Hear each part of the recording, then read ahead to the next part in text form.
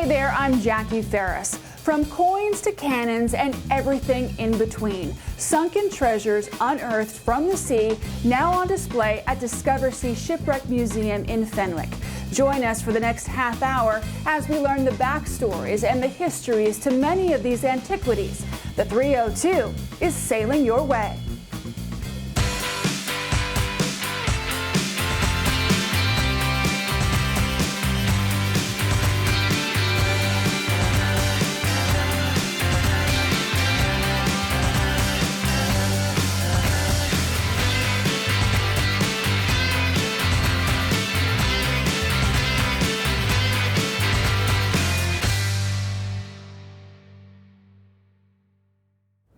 Hey there, we've all heard tales of shipwrecks and sunken treasure, but if you want to know the stories behind those tales, you have to come to Discover Sea Shipwreck Museum. And I'm joined now by Dale Clifton, who is the owner of Discover Sea Shipwreck Museum. Dale, thank you so much for joining us. Welcome. Glad to have you. We're going to spend a whole show talking about all that you can see here and all the treasures that you have. But I want to ask you first, how do you get to be a curator of such amazing antiquities? Well, for me it all started when I was a 14-year-old kid and read too many books on Treasure Island and wanted to go out and find some of this stuff myself. Found my first shipwreck when I was about 14 and have been working wrecks and researching wrecks ever since. So it's been a lifelong ambition of mine. I started this museum back in 1995 to try to give back to the public some of the history and the knowledge we're learning about our maritime heritage. Now, you had said something to me whenever we were talking about coming to visit you. You said that when a ship finds itself a shipwreck, it's frozen in time. What do you mean when you say something like that? Well, unlike typical land archaeology where everything is done on layers and we can just kind of make a guesstimate of what time frame those things are in, if I show you something today from the Faithful Steward, I'm not showing you something from the 1700s or even 1785. I'm showing you something from September the 2nd of 1785 at approximately 11 p.m. So shipwrecks are like time capsules. All those artifacts are frozen together in a moment of time. And by examining that, we can get a very good overview of what a very precise moment in time was like throughout history. So when we look at some of the items that you yourself have recovered, we not only see, oh, this is a dish from the 1700s, we learn a little bit about the person who owned the dish, or you actually told us earlier about a doll's face. Tell us that story. Well, that was a very hard artifact for me to take from the bottom because I realized immediately what it represented.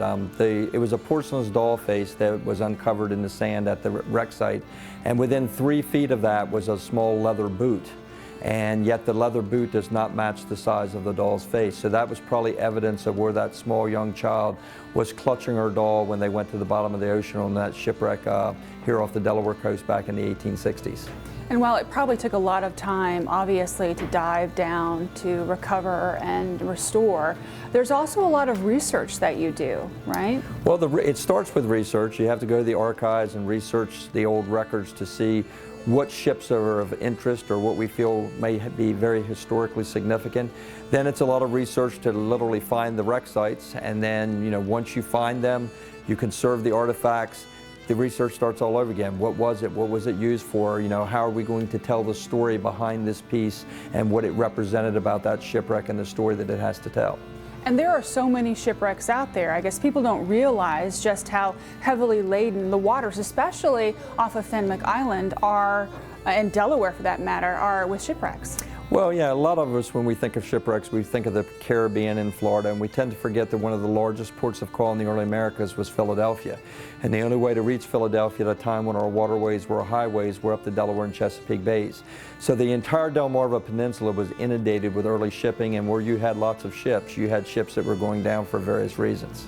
So when you research a shipwreck, you kind of have an idea of where it might have gone down, where it might be. Talk to me a little bit about, actually getting the gear on and going down and what you're looking for and the kind of things you have to do. Well, once you find a wreck site, you got to understand that even though the electronic equipment may tell you that there's something down there, It could be the ship you're looking for. It could be a ship that you didn't ever dream of finding.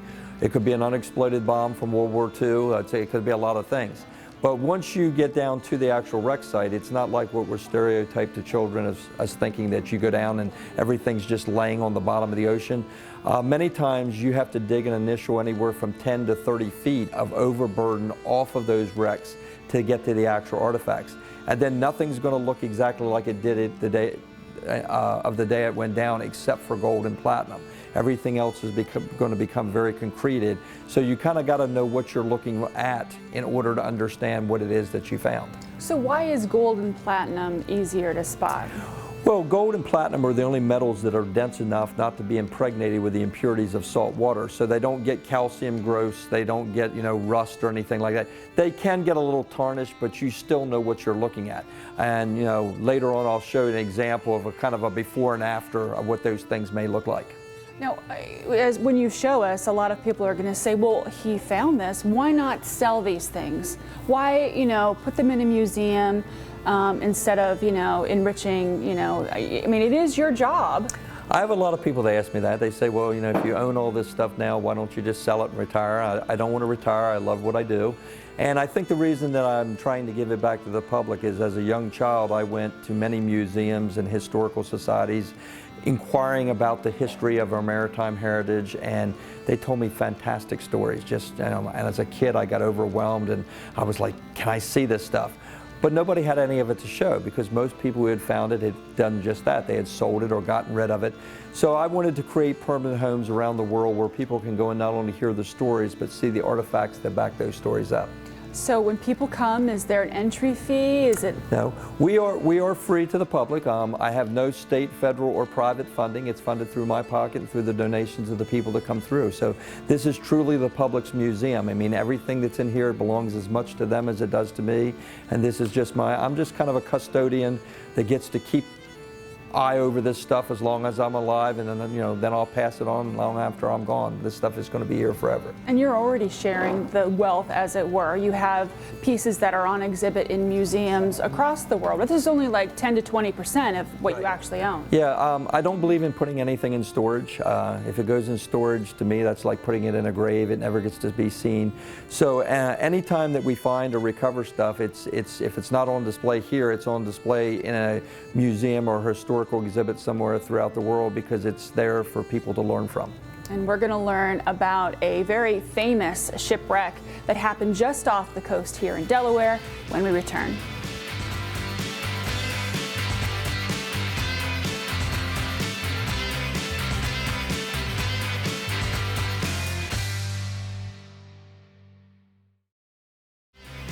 I'm Stephanie Lampion, and we're making history on the 302. Welcome back. One of the most notorious shipwrecks of the 18th century just off the Delaware coast was the Faithful Stewart. Of course, we are at Discover Sea Shipwreck Museum. We're joined by Dale, who is the owner. Now, Dale, this was a ship of Irish immigrants, correct? That is correct. The Faithful Stewart had left Derry, Ireland in the early parts of 1785 for a journey to the Americas to Philadelphia, and it was carrying 249 Irish immigrants aboard. They also had 400 large barrels and 100 smaller kegs of coinage that they were bringing to the colonies as currency at that time before we had our own mints established. Now, this was one of the first shipwrecks, or the first shipwreck that you explored, is that right? Yeah, back when I was 14, this is one of the first shipwrecks that I discovered and started doing lots of research on. So it has a very prominent place in my heart, but the big thing is the tragedy that was not only along the Delaware coastline at that time, but the amount of life that was lost that impacted so many people from its homeland or from Derry, Ireland at the time. Only a fraction of them survived. Only 68 survivors, even though the ship was only about 175 yards off the coastline. Only 68 of those people did survive that shipwreck. And when they did come to shore, they weren't greeted by a welcome wagon, people that were wanting to help them. What did they encounter? Well, I'm sure there were people here that were there to help them, but we found an account of one of the gentlemen who survived the shipwreck, and he basically wrote in his log that if I quote from his log, "Gentle reader, did you ever hear the account of a shipwreck off the coast of Africa, where the hungry natives rushed to the vessel to commit acts of rape and murder? Yo, in these United States, a scene was presented to the world, a scene which made the survivors of our wreck believe instead of reaching the land of opportunity and freedom, they had been driven upon the shores of a savage nation."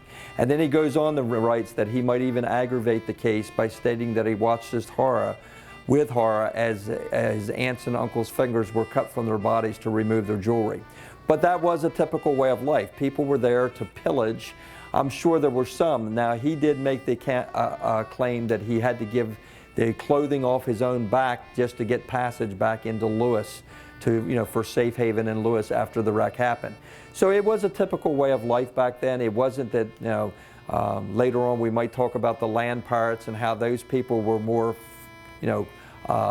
kind of cruel in their attempts to get ships to wreck.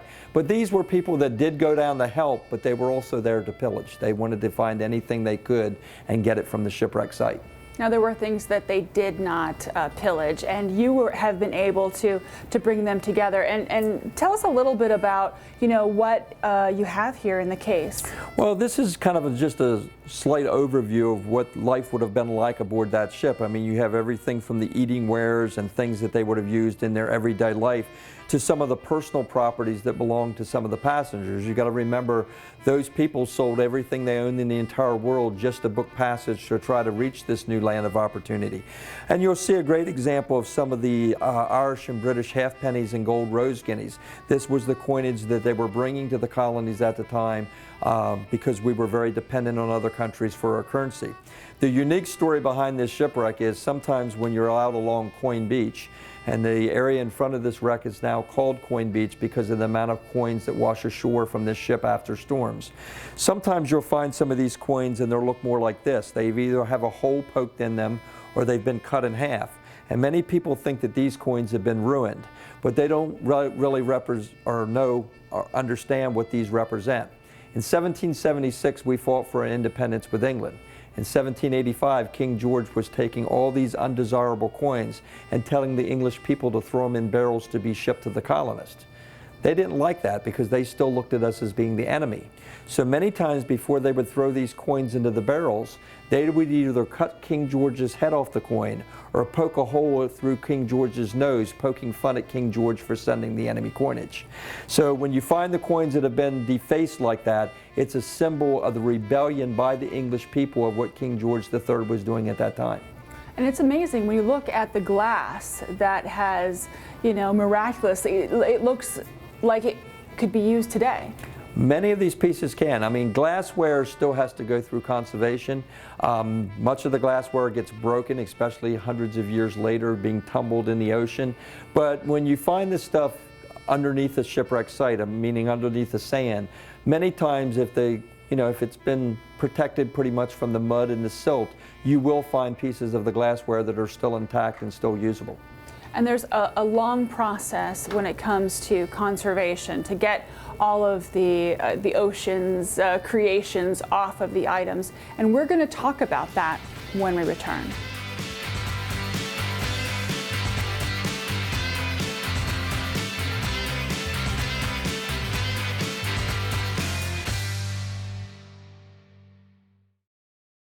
Hi, I'm Janice Savini, Director of Fearless Improv, and we are making it up as we go on the 302.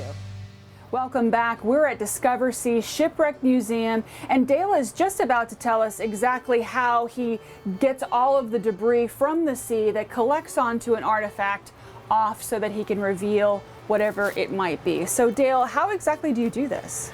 Well, as we were talking earlier, I was telling you that most things except for gold and platinum will concrete or have a concretion around them. This is actually a piece from Coin Beach or from the Faithful Steward, and you'll notice here you'll just see a little piece of glassware. So we know there's something in here probably from the wreck. This is what Mother Nature's done after hundreds of years of laying out on the ocean's bottom. In certain cases in the lab, we'll clean these pieces completely up to what you see in the museum showcases, but in certain cases, we'll clean half of them. So as this one, as I turn it over, you can actually see what's inside of this. There's a spoon, a button, 3 pistol shot, a musket ball, and a lead seal. So we're doing, like I said before, everything that Mother Nature did, except in reverse and much, much quicker. And the process we use to do this is called reversed electrolytic reduction. We'll show you some pictures or show you some tanks later that show you how that setup actually works. So you have it looks like a rock over there, but it's not a rock. Tell us about that. Well, you're speaking of this one? Yes. Well, these, many people will find them. There's a funny story. A local gentleman used to find these by the thousands on some of our local beaches. And we estimate that after he picked them up, we asked him what he had done with them, and he used them as skipping stones across the water. We estimate he threw away about $250,000 worth of these. This is actually, again, what Mother Nature has done to these artifacts. These are actually what is called pieces of 8. You've heard of the pirates with gold doubloons and pieces of 8. This is actually a clump of coins. There's one here, one here, one here, and one here. And when we clean this same clump up through that same process of reversed electrolytic reduction, it's going to come out looking like this. So this is just, like I said, what Mother Nature does over time, and we have to do that in reverse and much, much quicker. Now, you have to x-ray a lot of these things, right? Well, a lot of the things when they come back, if they look like these large rocks and things like this, you have no idea what's in them. You have an idea that there's probably something from the wreck. It could be a broken nail, or it could be a whole clump of coins. So we actually bring them back and we have them x-rayed so that we can see what's inside those pieces. It not only helps us determine, which are the good clumps and which are the bad, but it also helps us determine on what process we want to use, because if you have multiple items in one clump, if there's silver in there along with, let's say, pewter and maybe some bronze, there's a certain step that you have to do to remove those different types of items, because you're dealing with different types of metals. And how long does it typically take to unearth, because it's encased in its rock? Right. Basically, I wouldn't tell this to just anybody, but if you know what you're doing, something like this, I could usually reverse this in anywhere from, I'm going to say, 6 days to about 2 weeks to get it in this condition. Something like the cannon that you'll see out in the museum, when we found that, it was one big block of coral. I worked every day for 2 hours a day for 7 years to get that to look like that. So the larger the material is, the longer it's going to take as far as cleaning the concretions off. So tell me a little bit about the religious plaque there. Yeah, this was another piece that we just recently found on a shipwreck from the 1700s, and this was fully concreted like the rest of these things, and I've got it cleaned down to about this now. But according to the manifest, these were actually supposed to be bronze plates that were being taken back to the king's palace, and these would have been inlaid into the altar. So each one of them has a biblical scene on them. But on this one, we're going to just clean the top part, leave this like this, and leave the concretion, because as you can see here in the concretion, there's other crucifixes and other religious medallions and stuff encrusted into that. So this will be kind of what it looked like when we found it, all the way to what it should have looked like before it went down. So it's a little bit of a surprise. Each layer is a surprise, yeah. Definitely. And then some of the things that you find, like the cup here, that's got a little special thing going. Well, the most unrated thing that I get appreciated for is the conservation work, because it takes the longest amount. But once the conservation is done, you have to determine what it was and why it was aboard that ship, so that you can better tell the story of what may have happened aboard that ship. These 3 items came from one of these large concretions, and this one was actually, these date to the 1690s. This was actually a medical syringe that was used at the time. This that looks like a drill bit, it was a drill bit, but it wasn't used in a drill, it was used by hand, and it was used for taking a plug of the skull out to relieve pressure on the brain. So these 2 pieces were actually medical related. But this silver vessel was also in there, and this silver vessel is quite unique because we feel that it was probably owned by the ship's captain, and it was used for a very disgusting habit he had, a spittoon.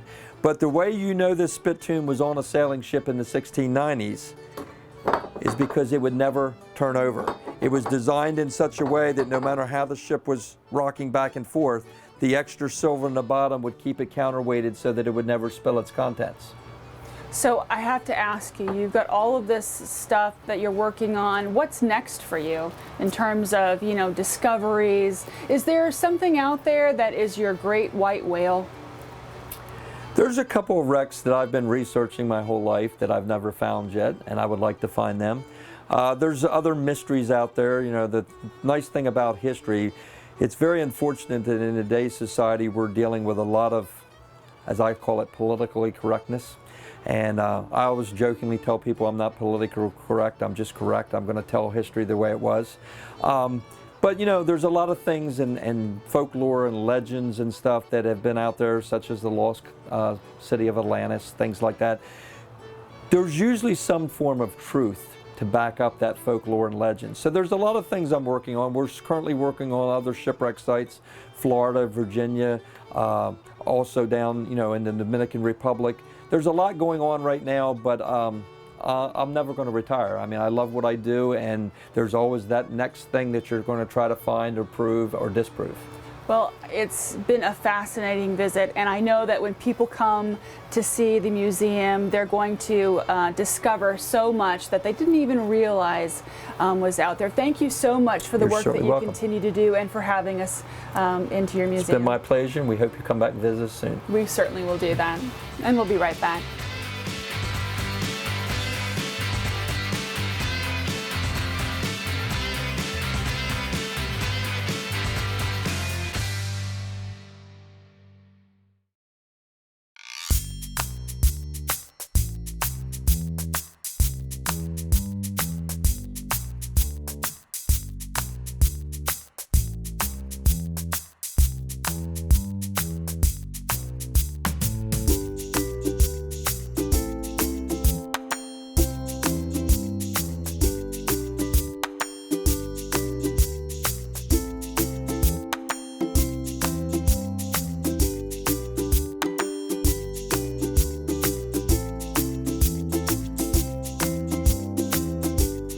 For more information on all of these treasures, you can visit discoversea.com. That'll do it for this episode of The 302. We leave you now with some beauty shots of Coin Beach, where some of these antiquities came from. Until next time, I'm Jackie Ferris. Tell them you saw it on The 302.